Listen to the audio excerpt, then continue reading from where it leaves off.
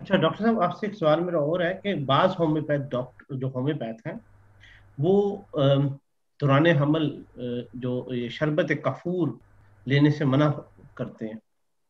देखिए कि जब कुरान मजीद का हम कहना मानते हैं कि कुरान मजीद में वो बताया है कि शरबत काफूर हर जगह पर हर चीज़ पे असर करता है। ये अंतड़ियों पे, मैदे पे और छोटी आंत पे, बड़ी आंत पे, सब पे काम करता है।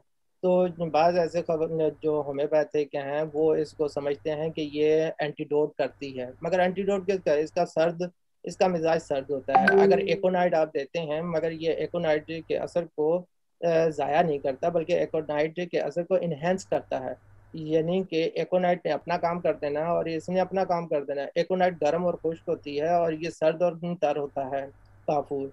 तो इसका ये है कि ये बाज़ जगहों पर अपना काम करता है, बाजू अब ये कई चीज़ों का एंटीडोट समझा जाता है। बहुत ज़्यादा मटीरिया मेडिका में इसको एंटीडोट लिखा गया है, जबकि मैंने इसका तजर्बा किया है। ये किसी भी दवाई के साथ शामिल होकर ली भी जा सकती है और इसका कोई एंटीडोट भी, किसी दवाई का ये एंटीडोट नहीं करता।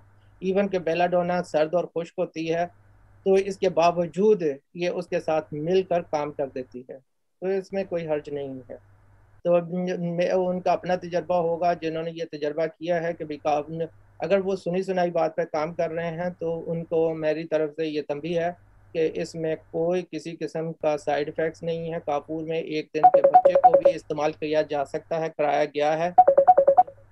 तो इसमें बच्चा जो है वो ठंड लग जाती है बच्चे को, उसके हाथ पैर ठंडे हो जाते हैं और नीले होने लग जाते हैं। उसमें शरबत काफूर फौरी तौर पर दिया जाए तो बच्चे का जो अटिक एरिया है वो ठीक हो जाता है। हम्म? ऐसे बच्चे जिनको एक्जेमा है, चेहरे पर एक्जेमा है, पूरी बॉडी में है, पाँव सड़ रहे हैं, पाँव गर्म हो रहे हैं, पाँव ठंडे हो रहे हैं, बहुत ज़्यादा सर्दी लग रही है और जिस्म में कपकपी है और जुबान में लड़खड़ाहट है, शरबत काफूर दें, चंद सेकंड गुजरेंगे तो उनको आराम है। गर्दन सख्त दर्द कर रही है, शरबत काफूर दें, गर्दन ठीक हो जाती है। कान में दर्द हो, शरबत काफूर दें, आराम आ जाता है। आंखों में खारिश है, हे फीवर है, दांतों में दर्द है, ब्लीडिंग हो रही है दांतों में, शरबत काफूर से आता है।